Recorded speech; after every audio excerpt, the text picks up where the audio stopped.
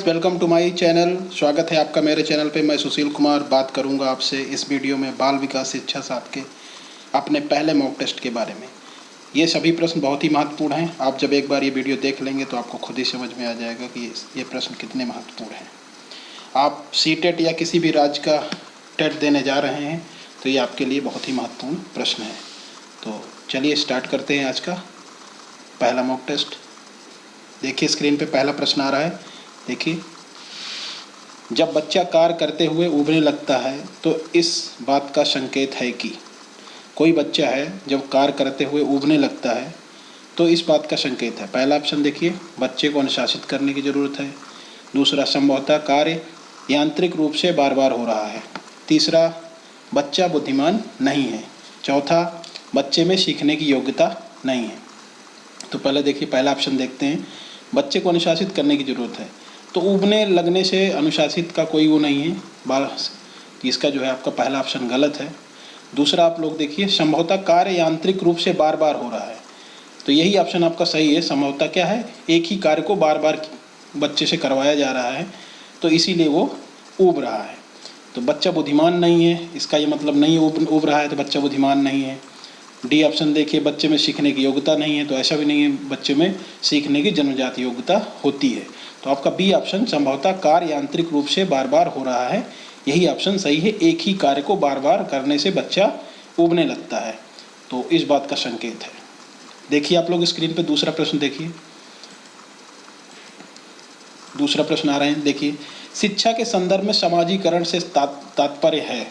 शिक्षा के संदर्भ में सामाजिकरण से तात्पर्य है, क्या तात्पर्य है? ठीक है, पहला देखिए आप लोग, सामाजिक मानदंडों का सदैव अनुपालन करना, अपने सामाजिक मानदंड बनाना, समाज में बड़ों का सम्मान करना, और चौथा है आपका सामाजिक वातावरण में अनुकूलन और समायोजन।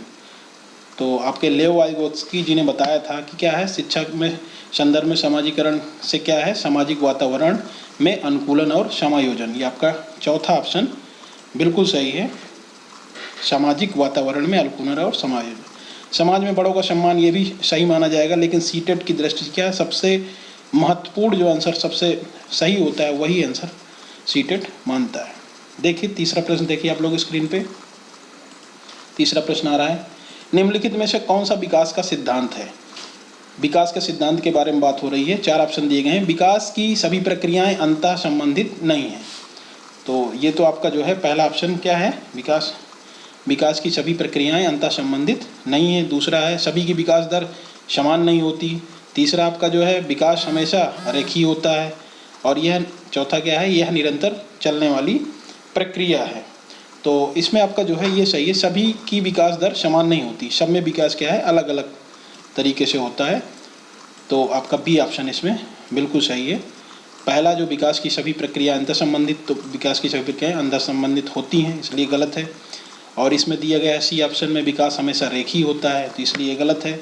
चौथा आपका जो है, यह निरंतर चलने वाली प्रक्रिया है, तो विकास क्या है, एक निश्चित समय पर जाकर बंद हो जाता है, इसलिए ये भी गलत है।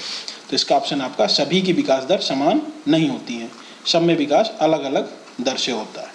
तो हम लोग चलते हैं चौथे प्रश्न की तरफ। देखिए आप लोग, चौथा प्रश्न स्क्रीन पे आ रहा है। चौथा प्रश्न, मंदबुद्धि बालकों को सिखाने का सबसे बेहतर तरीका क्या है? मंदबुद्धि बालकों को सिखाने का सबसे बेहतर तरीका क्या है? पहला, उनके प्रति ज़्यादा सहानुभूति रखे जाए।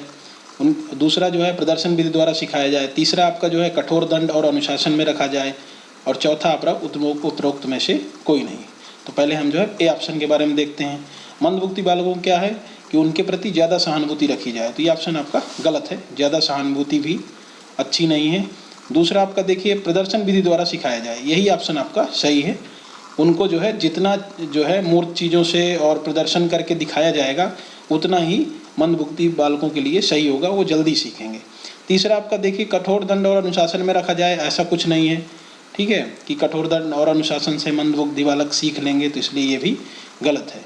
और चौथा तो आपका उपरोक्त में से कोई नहीं था, इसलिए गलत है। आपका इसमें बी ऑप्शन सही है, प्रदर्शन विधि द्वारा सिखाया जाना चाहिए मंदबुद्धि बालकों को। तो अब हम लोग चलते हैं पांचवें प्रश्न की तरफ। देखिए आप लोग, सभी प्रश्न बहुत ही महत्वपूर्ण हैं और ये सभी प्रश्न 2011 से 2019 के सीटेट एग्जाम में आए हुए प्रश्न हैं।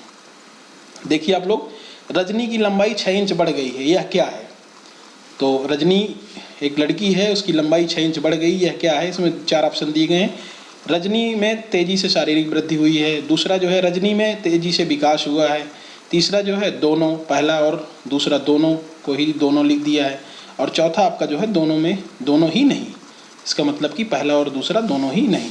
तो पहला ऑप्शन देखिए, रजनी में तेजी से शारीरिक वृद्धि हुई है, आपका यही ऑप्शन सही है, क्योंकि उसकी लंबाई 6 इंच बढ़ गई है तो उसकी शरीर में क्या है? शारीरिक वृद्धि तेजी से हुई है। इसका यही ऑप्शन सही है। दूसरा आपका जो है रजनी में तेजी से विकास हुआ है, तो ये विकास नहीं है, वृद्धि है। वृद्धि विकास आप लोग पढ़े होंगे, ठीक है, वो वृद्धि के बारे में बात कर रहा है, तो ये विकास हुआ है, इसलिए गलत है। तो दोनों और दोनों ही नहीं, ये है गलत है। तो अब हम लोग जो है छठे प्रश्न की तरफ चलते हैं। देखिए आप लोग छठा प्रश्न देखिए, स्क्रीन पे आ रहा है। आप अपनी कक्षा के कुछ बच्चों के विकास पर 1 वर्ष अध्ययन करते हैं और आपके अध्ययन में से क्या हमेशा सत्य होगा? मतलब ये है कि आप अगर किसी कक्षा को पढ़ा रहे हैं और पूरे साल आप बच्चों के विकास पर अध्ययन करते हैं, तो आपका जो है क्या निष्कर्ष निकलेगा कि क्या आपका जो है हमेशा सत्य होगा? पहला ऑप्शन देखिए आप लोग, सभी का विकास एक समान है, ठीक है, ये तो हो ही नहीं सकता, सबका विकास अलग अलग है, इसलिए ये गलत होगा। दूसरा आप लोग देखिए, सभी का विकास का क्रम एक जैसा नहीं होता, यही ऑप्शन आपका सही है, क्योंकि सभी में विकास का क्रम जो है एक जैसा नहीं होता, सभी बच्चों में जो है अलग अलग विकास का क्रम होता है। सी ऑप्शन देखिए, सभी विद्यार्थियों में विकास एड़ी से चोटी की तरफ होता है, तो एड़ी से चोटी की तरफ होता है, इसलिए ये गलत है, ठीक है। और चौथा देखिए, सभी के विकास की दर अलग है, इसलिए ये भी गलत है। तो अब हम लोग चलते हैं 7वें प्रश्न की तरफ। देखिए आप लोग 7वां प्रश्न, आकाश अकेले में पढ़ना पसंद करता है जबकि श्याम समूह में, यह अंतर किस प्रकार का है? एक आकाश नाम का लड़का है, वो अकेले में पढ़ना पसंद करता है, दूसरा जो है श्याम नाम का लड़का है, वो समूह में बच्चों के साथ मिलकर पढ़ना पसंद करता है। तो ये किस प्रकार का अंतर है? पहला आप देखिए शिक्षण विधि का, तो इसमें शिक्षण विधि तो है नहीं, इसलिए गलत है। दूसरा ऑप्शन आप देखिए अधिगम की गति का, तो अधिगम की गति के बारे में कोई बातचीत नहीं की, वो कितना तेज पढ़ता है, वो कितना स्लो पढ़ता है। तीसरा आपका जो है पाठ्यक्रम, तो इसमें पाठ्यक्रम की भी बात नहीं हुई है, तो ये भी आपका गलत है। ये आपका डी ऑप्शन सही है, अधिगम शैली का अंतर है, ठीक है। उसको जो है घर में अकेले पढ़ना पसंद है और श्याम को क्या है, समूह में पसंद है, समूह में पढ़ता है वो और बच्चों के साथ। तो अब हम लोग चलते हैं 8वें प्रश्न की तरफ। देखिए आप लोग 8वां प्रश्न आपकी स्क्रीन पे आ रहा है। अगर शिक्षण के दौरान आपको लगता है कि आपने जो पढ़ाया है वो गलत है, तो आप क्या करेंगे? अगर आप कोई टॉपिक पढ़ा रहे हैं और आपको लग रहा है कि आपने गलत पढ़ा दिया है बच्चों को, तो आप क्या करेंगे? इसकी चर्चा कक्षा में नहीं करेंगे, ऐसा नहीं है। अगर हमने गलत पढ़ा दिया है तो इसकी चर्चा हमें करनी चाहिए, इसलिए गलत है। इसकी चर्चा जरूर करनी चाहिए कि बच्चे भ्रम में रहें, गलत पढ़ लें, तो ये ऑप्शन आपका पहला गलत है। दूसरा आप लोग देखिए, आप अपनी गलती के लिए माफ़ी मांगेंगे और सुधारने का प्रयास करेंगे, तो यही ऑप्शन आपका बी ऑप्शन सही है। बच्चों से आप कह देंगे कि मैंने जो पढ़ाया है वो गलत था, अब आप लोग इसको जो है सुधार लीजिए। तो तीसरा ऑप्शन देखिए, आप इसकी परवाह नहीं करेंगे, इसलिए गलत है। चौथा जो है कोई नहीं, इसलिए ये भी गलत है। तो अब हम लोग 9वें प्रश्न की तरफ चलते हैं। इन 9वां और 10वां प्रश्न दोनों बहुत ही इंपॉर्टेंट हैं, इससे आपको जो है 3-4 प्रश्न तैयार हो जाएंगे। आप लोग देखिए, पियाजे एवं वाइगोत्स्की के सिद्धांत के प्रमुख अंतर बताइए। तो ये दोनों ही सीटेट की दृष्टि से बहुत ही महत्वपूर्ण हैं, पियाजे और वाइगोत्स्की। तो इनके बारे में जो है पूरा का पूरा तीनों ऑप्शन में जो है दे दिया गया, आप पढ़िए एक बार देखिए। जहाँ पियाजे विचार को भाषा से पहले मानते हैं, वहीं वाइगोत्स्की भाषा को विचार से पहले मानते हैं।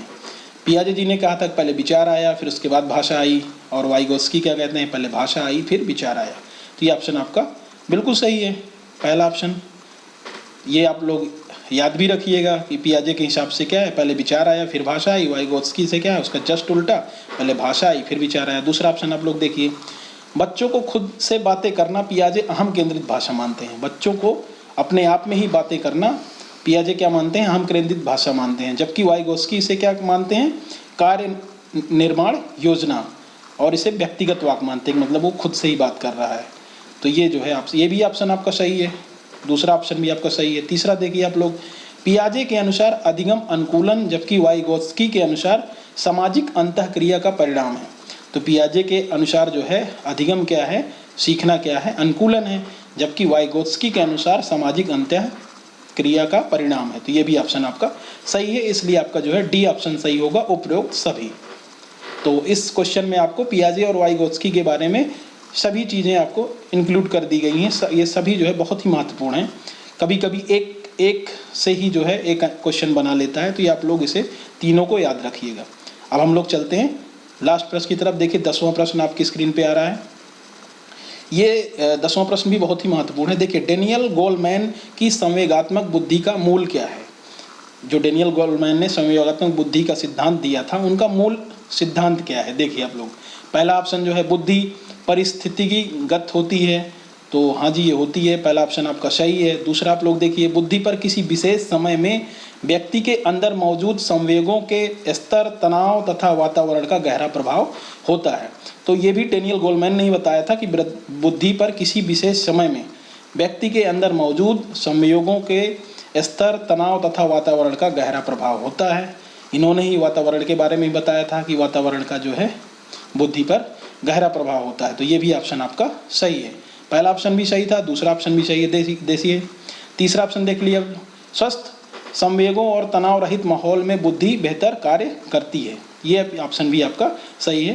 डेनियल गोलमैन ने बताया था कि स्वस्थ संवेगों एवं तनाव रहित माहौल में बुद्धि बेहतर कार्य करती है। तो इसका ऑप्शन जो है आपका डी सही है। उपरोक्त सभी, ये तीनों ही ऑप्शन आपके सही हैं। फ्रेंड्स, आपको वीडियो कैसी लगी आप लोग जो है कमेंट के माध्यम से ज़रूर बताएं। चैनल को सब्सक्राइब करें और अपने फ्रेंड्स को शेयर करें। धन्यवाद।